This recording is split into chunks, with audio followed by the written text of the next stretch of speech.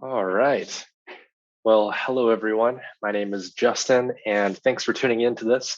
I'm going to be talking a little bit about job swapping during a pandemic, and I'm just going to do a quick time check. And for the next 25 or 27 minutes, I'll be talking about the things that I thought about that led me to swapping at this particular point in time, as well as some of the things that I learned along the way, and I really hope that it's useful for aspiring PMs or experienced PMs who are thinking of making a change. And, it might not ever feel like it's the exact right time, but I went through a lot of thinking that I hope is useful for people. So without further ado, let's get started. Quick intros. So, like I mentioned, my name is Justin Luck. I am a Georgia native. I grew up in South Georgia, and it was a great time. I went to school in Atlanta, so I did my bachelor's in computer science at Georgia Tech, and I recently moved into the Pacific Northwest, and I, of course, had to get a dog. So my very good boy named Miko, here's a picture of him. He is very model-esque. Please enjoy that picture. He is a very, very handsome dog. So a bit about my professional career. So how did I get into PM? How did I get here? So I started out actually working as an analyst at Coca-Cola. And this was back in college to help pay for school.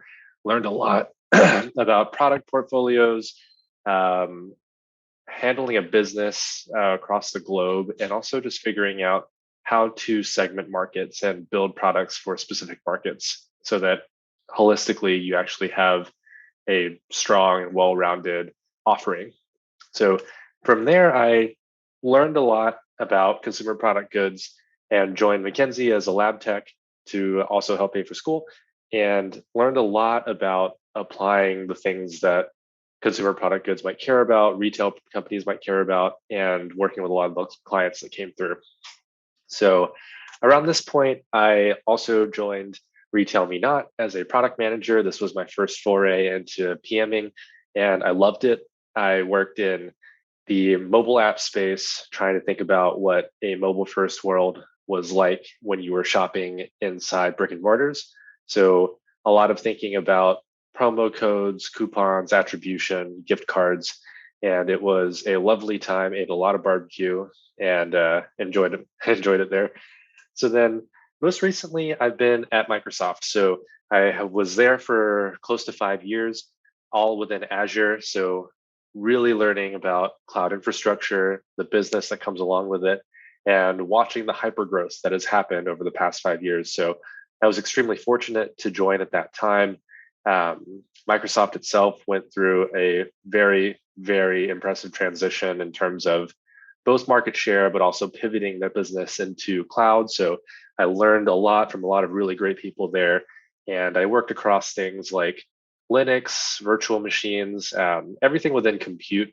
And I focused mostly on containers and eventually Kubernetes while I was working there. So distributed systems are super fascinating, and I am very grateful for the time that I was there.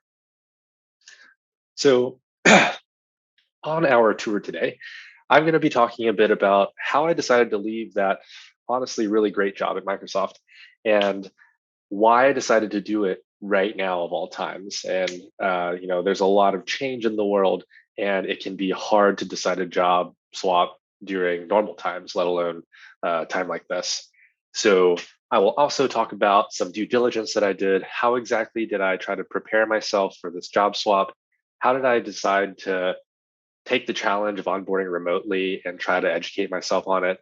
And then I'll wrap it up with some takeaways of my own learnings and what did I do well? What did I not? I hope that that piece of information is the most useful for you so that whenever you do decide to swap jobs, if it's during COVID, if it's after it, I think the lessons that I learned will be useful for you regardless of when you decide to make a change. So let's talk about how I decided to leave. And this is not an easy thing to decide. So a lot of people get that itch when you've done something for quite a while, and it's a natural thought process to go through. So for me, I thought cloud was great. There's so many things to learn. It is this endless sea of information. And I was having a great time, but at the same time, there's so many other products to work on, right? Like there's crypto, there's fintech, there's e-commerce, there's retail, there's just an endless world of things to even get to be discovered. So I was learning a lot about one piece of this tech stack, and I think I had always yearned to work a little bit higher up in the stack, tackling certain types of people problems that you might not face within a company that's pretty focused on developers. So, another natural question after 5 years was, am I getting complacent? I think it is a privilege to ask yourself that question. However, it is a worthwhile question to explore. If you are early in your career as a PM, your decisions on what you work on will likely have a lasting effect on the trajectory that you take. So it's important to challenge yourself on what you're prioritizing and if you're optimizing for that. So I'll talk a little bit about what I prioritize in a minute, but I would really advocate everyone to be very explicit in this type of thinking because while the days are long, the careers can feel short, and time really does fly by really quickly. So that comes into what exactly is my 10-year plan? This is something that I had to ask myself a lot. Um, I think a lot about what my short term goals are, and that might even mean a year out, 2 years out, sometimes 5 years out. But 10 years out is really where some of the like hard to ask questions start to come through. And one of those is, are you taking enough risk? Are you actually challenging yourself to do the things that deep down you've always wanted to do? So this was a genuine question for me. Am I heading towards that goal state that I want to be in? And I think this is a really healthy question to ask yourself every few, halves, every few years. And it gives you good insight into exactly what you think will make you happy, at least in your career. So when it came down to making the choice, I went down a few paths. One was a lot of self-reflection, and I discovered there was an immense sense of loss aversion when you are doing well in a role, when you understand how to do it, you like your coworkers, you like the domain, you feel like you're learning. That's hard to leave. And you, as a human, will try to like justify yourself to not shake the boat. And I wanted to challenge that a little bit. So one question there was like, am I happy? Am I actually fulfilled? And I think I was. However, there was still something missing. And to me, that was a signal that I needed to understand more. But I was, a bit of an ends. I did pro con lists. And at the end of the day, I ended up echoing a lot of the same thoughts I had to myself. And I wasn't really making a lot of progress. So that's when I started to look outwards. Lean on your network. And if you have mentors, talk to them. I mean, they're your mentors for a reason. They've been through what you are probably in right now. They might be in a place that you want to be. That kind of advice is super, super useful. So I wanted to hear about their stories. When did you face this kind of decision? And I wanted to open up and be vulnerable about my own fears. Like, are these valid? Have you felt them? And I think this is such a great part about mentorships. The vulnerability that comes with it gives so much more opportunity to bond and really share your story and also just understand the discipline a little bit more because if you're working in a discipline for decades, it's going to have a lasting impact and change on who you are. And being honest with yourself about that and being honest with someone else about how you changed as a result of it, I think is always a fruitful exercise to pursue. And then I also looked towards my internal network. So my close friends and family. These are the people that should know me best, maybe not in a professional sense, but at least in a personal sense. And I wanted to know from their perspective, have I changed for the better as a person over my years at my current job? And this isn't totally fair to put all that change on just my job, because obviously there's a lot of other things that go into that. But it was useful input for me to figure out, you know, if my close friends and family are telling me, look, you've been really stressed out, you haven't been joking as much, that is not a direct attribution to my job, but it is input. that I can factor in and try to understand where is it coming from? Is it something that I can change? Is it the way that I am approaching my job? Or is it something outside of my own control, at least in terms of my day job? And can I change that by swapping it? So it just begged a new realm of questions that I think are still useful. And then one hypothetical that I like to pose to people is, who do I want to talk to in 5 years? The version of myself that did X or the version of myself that did Y? And I think that's a useful framing because it prioritizes some of the unknowns and the value of it. Whether it's fair or not to satisfy your curiosity, I still think it's meaningful to add value to your life by challenging yourself to do the things that are less predictable. And if satisfying your curiosity is one of those values, then I think that is an interesting exercise to put yourself through. So, not perfect, don't use it for everything, but consider it if you have a tough decision to make. Now, spoiler alert, I decided to leave and I took an opportunity with Facebook. Now, the reasons I did that are one, I want to optimize for learning. And if you consider, what you know over a span of time on an XY graph, then what I want to do is maximize for the slope. I want to learn as much as I can as fast as possible. And I think one of the best ways to do this is to displace yourself in terms of the products that you work on and the domain that you're in, as well as the company culture that you are used to. So Microsoft is structured one way in terms of its culture. I found Facebook was very different, and that was an incentive to me. I was working in cloud, and then I had an opportunity to work in payments. That was another incentive to me. And I overall thought that was a great benefit to actually swap. Another reason there was two, networking. There's one phenomenon I think that happens when you work one place for a long time, and that is you start to shrink your perspective. And the optimizations that you do end up being on local maxima. Now, this isn't true for everyone. I do believe, though, that it is a driving force that you have to fight against to not succumb to. And one way to shake that up is to just completely displace the domain that you're in.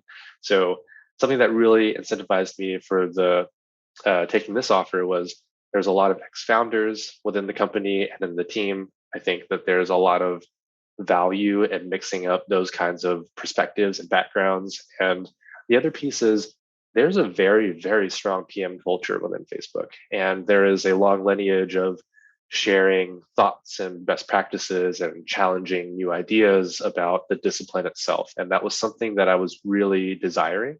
And that's something that I have really enjoyed so far.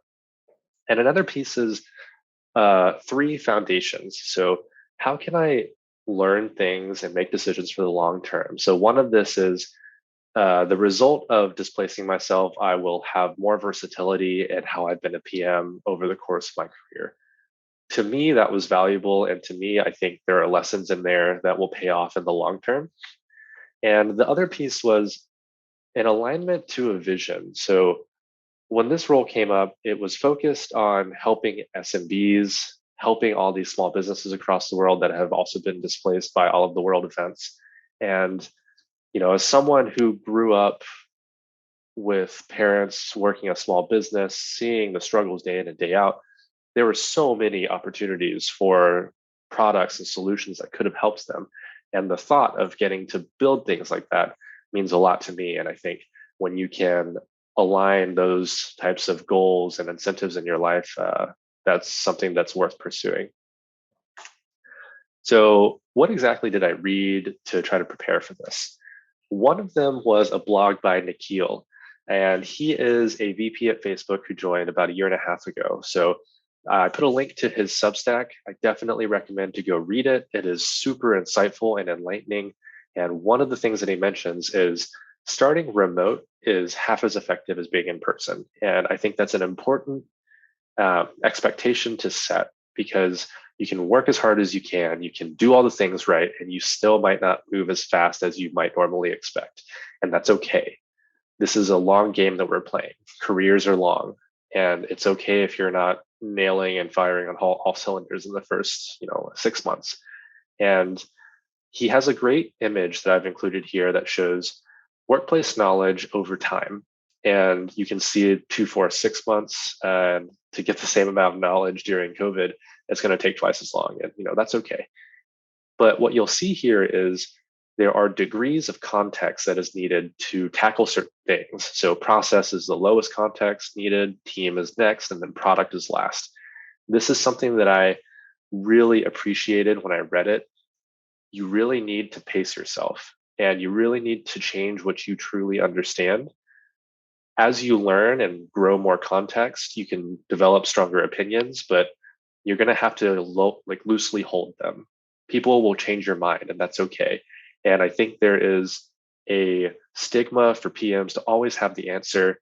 And I would certainly say that that is one, unrealistic, and two, really not the case. It might even be counterintuitive if you try to hold yourself up to that. You should have a strong opinion. You should have motivation behind those opinions, and you should be able to back it up. But you should also be open to changing your mind when you are presented new information. And when you're new, that's going to happen nonstop.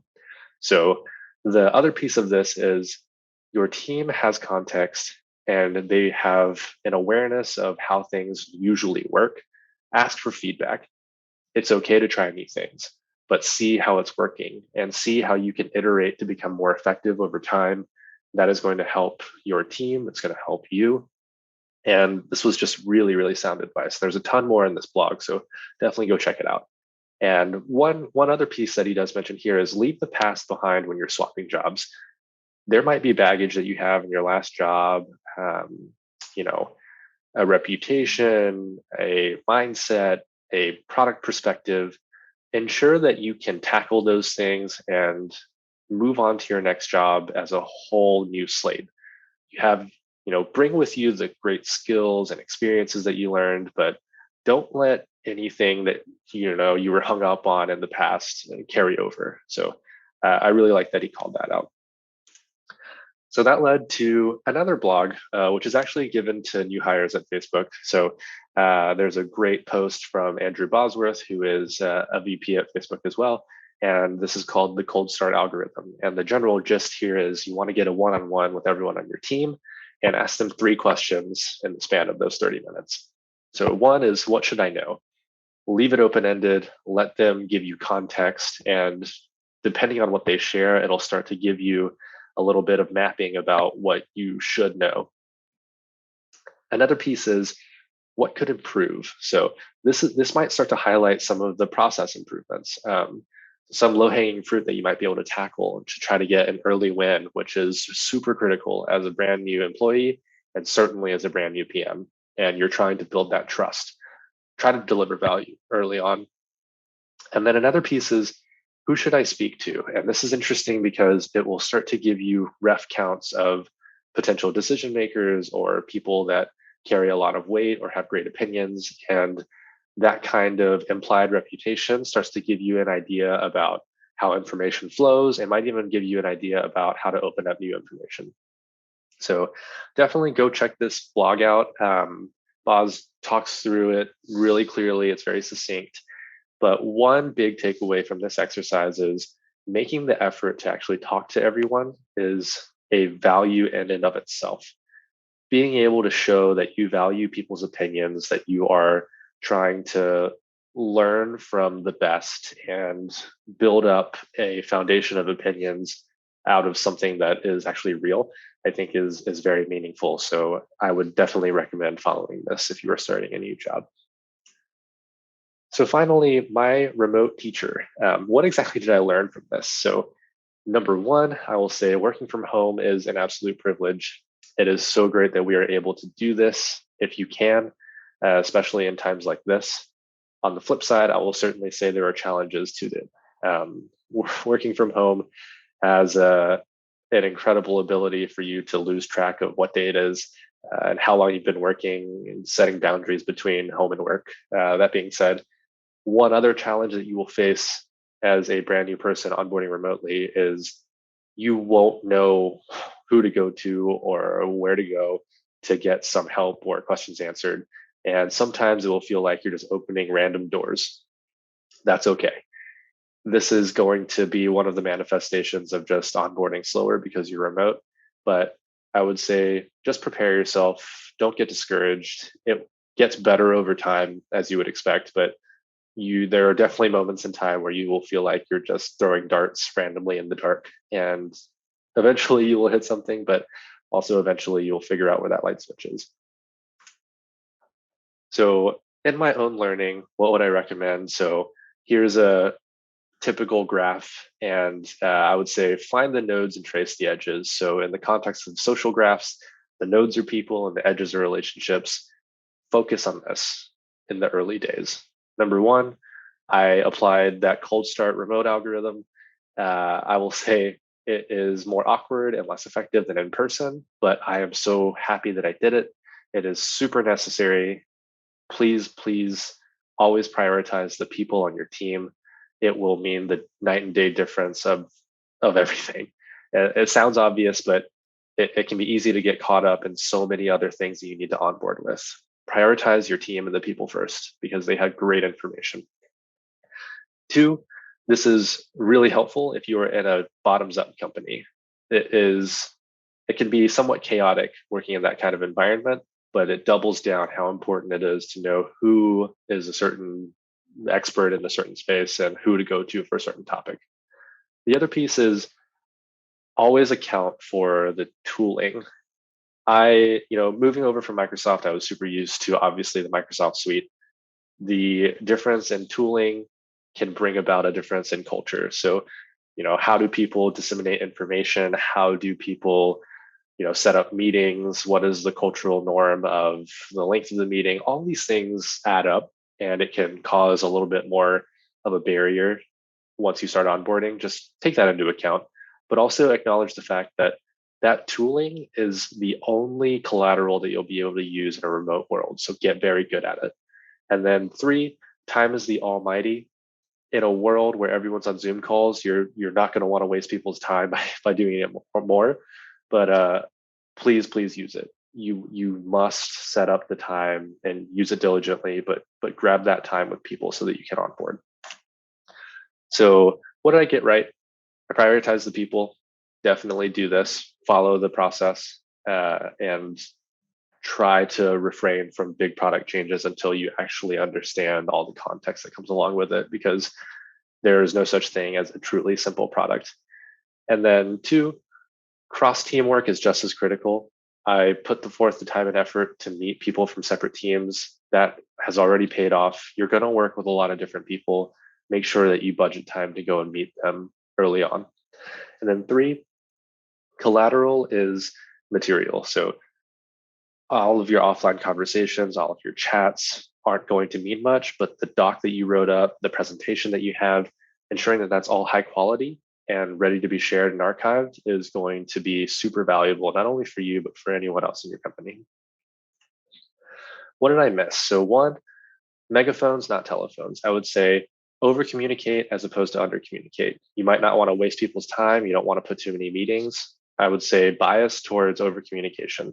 And that is going to lead to better places. You can pare it down once you know the right degree to do it in the future. Two, tap dance effectively. You're going to work with a lot of different people, a lot of different working styles. Be flexible, but draw a line in the sand to ensure that you can still get your job done. And that's a balancing act that you'll have to take. It's especially hard if you're new, but obviously be respectful. Just maintain the integrity of what you need to get your job done. And then three, rely on the concreteness of a X day plan. So it can be hard to write this early on because you don't even know what the right scope and domain is, but having something to iterate on is really useful. And it will keep you honest towards getting something that you can share with people outside of your direct team, with your own teammates, your manager. I would say this is something that's useful to pursue. So to wrap it up, some key takeaways: know yourself and the decisions are easy. A lot of the questions that I had when I was trying to decide if I should leave were really just general Justin questions that I probably should have been asking myself all along. Two, rely on those around you for input.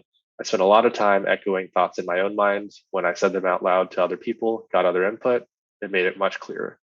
Three, stand on the shoulders of giants. When you're trying to swap jobs, consider doing the research on the tangibles in the product domain, but also the intangibles about just changing culture. 4, focus on the people and then the product. Pretty self-explanatory.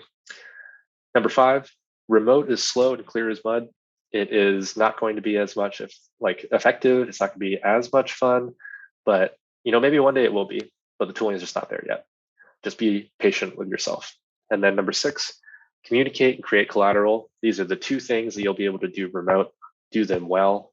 Put the time and effort into understanding the tools you have to get it done, and just ensure that you're always aware of what exactly the landscape of opportunity is in terms of delivering value.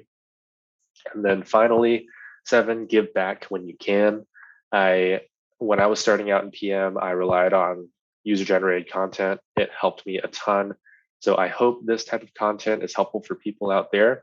And I hope that those who might be watching that are already experienced or will one day become experienced will create the similar collateral for this group. I believe PM is a fantastic discipline, and it only gets better when the community gives back to itself. So on that note, I'm all done. Thank you all for listening, and I hope you can stay in touch. If you have questions about what I went through, or if you have feedback about your own experience, shoot me some tweets. I'm on Twitter. I write about PM sometimes on Medium, and I'm also on LinkedIn. So don't be a stranger. And thank you so much for listening. Have a good day.